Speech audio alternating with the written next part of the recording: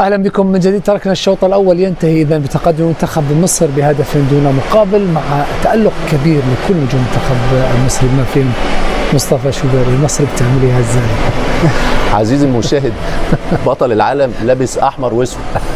عزيزي المشاهد، بطل العالم لابس أحمر وأسود.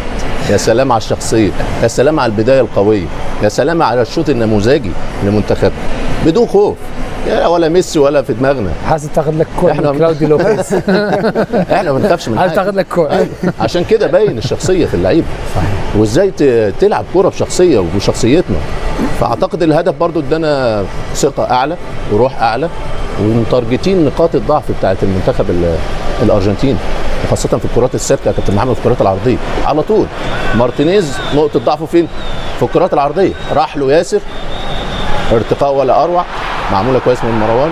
فالهدف ده هدف ادانا ثقه، وعندنا في المساحات الموجوده ممكن نشتغل، بس عاوزين نظبط شويه امور ونعمل كارت ارهاب للتحكيم. الحكم رايح عليه معاهم على طول، والجوانب الدفاعيه هيثم بس تتظبط، لان هو دايما بيبقى فيه زياده عدديه على هاني وبيسرقونا من ناحيه اليمين. شوبير الله يحفظه ويحميه، الله يحفظه ويحميه. عمل تصدي ضربه الجزاء، 3 تصديات. وبعد كده الفاريز، تصدي الفاريز اصعب من ضربه الجزاء، انه رايح الكره عكس اتجاهه وفرد ايده ازاي وشالها ازاي. فاعتقد شوط نموذجي، وعندنا المقدره ان شاء الله المساحات، ويبقى بالهدوء والتمرير السريع، ويبقى عندنا الشخصيه اللي احنا ظهرنا بيها. فاعتقد ان شوط نموذجي بالنسبه للمنتخب. اعود الى الكابتن احمد محمدي الان.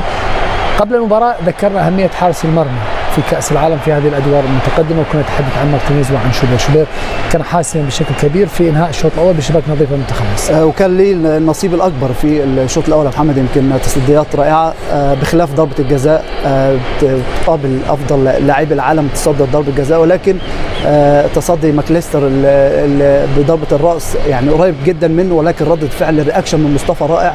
تصدي من الفاريز ردة فعل ممتازة، ولكن الأداء اللي ظهر والشخصية اللي ظهر بها منتخب مصر، الثقة الكبيرة وعدم الخوف في ال 45 دقيقة الأولى اللي كانت ممتازة بالنسبة للاعبي منتخب مصر. طريقة التعامل وانتهاز فرص لاعبي منتخب مصر في الكرات الثابتة كانت ممتازة. يمكن ده الشيء السلبي بالنسبة لمنتخب الأرجنتين، ونقطة ضعف كبيرة جدا استغلها بشكل ممتاز الكابتن حسام حسن، وقدر يقرأ ازاي لاعبة منتخب الأرجنتين بتقف في الكرات الثابتة. استخدم الكرات الثابتة الغير مباشرة، لازم تتلمس لمسة أو لمستين الأول، بعد كده تتعمل عرضية داخل منطقة الجزاء استغلها ياسر بشكل ممتاز. يمكن امام طلب التغيير في نهايه الشوط الاول، ده حمدي فتحي، اتمنى له التوفيق في الشوط الثاني. خط الوسط ليه عامل كبير جدا في الشوط الثاني. اي شكل ننتظر مع خروج هيقفل نص الملعب، عمق نص الملعب، وخاصه في زياده عدديه في نص الملعب سواء ماكاليستر او انزو، فممكن حمدي يقفل الحته دي. لازم تضييق المساحات زي ما ماشيين مع الراجل ده اللي بيبقى من ربع فرصه يقدر يعمل مشاكل. عندنا المساحه في الناحيه الهجوميه، بس نلعب بسرعه ويبقى التمرير صحيح. اول ما نستخلص الكره عينينا على هيثم وصلاح، ممكن يعملوا شكل هجومي فعال. شكرا لمحللي بي ان سبورتس. مره اخرى ملعب المباراه في اتلانتا مع تذكير لقطات والسيناريو في الكثير من القصف على منتخب مصر. كابتن محمد مبروك، هذا الدور مشرف في مصر في كل كأس العالم. ثواني بسيطة غيرت كل شيء. أولا هارد لك لمنتخبنا، وشكرا للاعبين على الأداء الكبير. خطفونا هم صياع الكرة يا كابتن، وده الله يسامحه يعني الصراحة. احنا من 70 دقيقة غير كافية يا كابتن محمد تلعب 70 دقيقة زي ما بيقول الكتاب. 2-0 احنا فصلنا شوية، فسيبنا المساحات وراح ناحيه اليمين. هو عمل كره بالعرض ورونيرو جاب الجول وتعادل، وبعد كده برضه هجمه مرتده. فشكرا لمنتخبنا على الاداء الكبير. قدمت بطوله كبيره، 5 مباريات على اعلى مستوى، انما من غير ميسي الارجنتين مش موجود الصراحه. هذا الرجل بيعمل بطوله ملحميه اسطوريه. اي حد غيره يا كابتن محمد بعد ضربه الجزاء يتهد وينهار، انما هو خد على عاتقه الماتش وتغيير نتيجه المباراه اخر ثلث ساعه. فشكرا لمنتخبنا على الاداء الكبير وعلى البطوله الكبيره. سيناريو قاسي علينا وعليكم، انما بطوله للتاريخ للكابتن حسام ومنتخب مصر. الملحميه التاريخيه، شكر خاص لمنتخب ما أظهره في هذه البطولة من أداء مذهل، كان قاب قوسين أو أدنى من التأهل إلى الدور ربع النهائي وإقصاء حامل اللقب بعد التقدم بهدفين دون مقابل. لم يحدث ما تمنى المصريون ولا العرب في سيناريو كانت فيه كرة القدم قاسية للغاية على محمد صلاح، على شوبير، على كل نجوم المنتخب المصري بهذا السيناريو المثير والغريب. وربما دموع ميسي بهذا الفوز والتأهل إلى ربع النهائي تؤكد صعوبة المهمة، وتؤكد أن هذه المباراة كانت الأصعب على الإطلاق، على الأقل حتى الآن لمنتخب الأرجنتين في هذا المونديال 2026. نعيش معكم دموع المصريين رغم فخرهم بأدائهم في هذه المباراة، وفرحة الأرجنتينيين بهذا الانتصار، مع هذا التبادل بين ليفربول سابقا ماكاليستر وصلاح زميلين كان معا في نفس النادي. نعيش معكم هذه اللقطات في نهاية هذه المباراة الدراماتيكية في أتلانتا. كلاوديو لوبيز حتى عندما فاز ميسي بكأس العالم لم يذرف هذه الكمية من الدموع. بماذا نفسر ذلك؟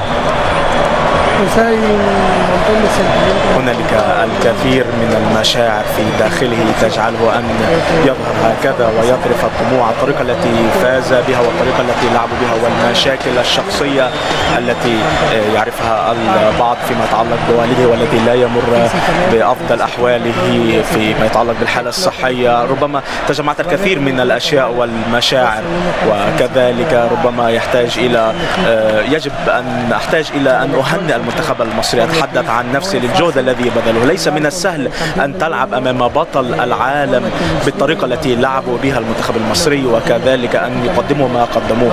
منطقيا لا يمكن أن تستسلم مثل هؤلاء اللاعبين أو أمام هؤلاء اللاعبين، ولكن يجب أن يكونوا فخورين بما قدموه. والمباراة التي لعبوها اليوم لقد كانوا قريبين جدا من الفوز، ويمكن أن يستمروا في التطور ويحسنوا الفريق الذي لديهم كل الحظوظ بالتأكيد من أجل أن يتطوروا ويكونوا أفضل وأفضل، ويجب أن نصفق لهم ونهنئهم.